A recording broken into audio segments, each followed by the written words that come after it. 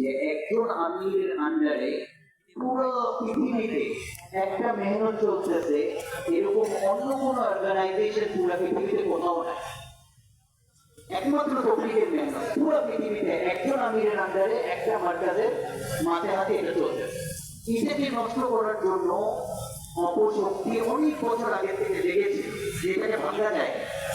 যে আমির দরকার নাই, মার্কাজ দরকার নাই। আপনার যদি অফিস না থাকে আর আপনার অফিসে একজন যদি চেয়ারম্যান না থাকে, তাহলে ওই অফিস করবে কি হবে? এটা একটা ছোট বাচ্চাও বুঝে যে একটা আমার ব্যবসার জন্য, চাকরির জন্য আমার একটা অফিস দরকার, এই জায়গায় একজন সিদ্ধান্ত নেওয়ার মানুষ দরকার।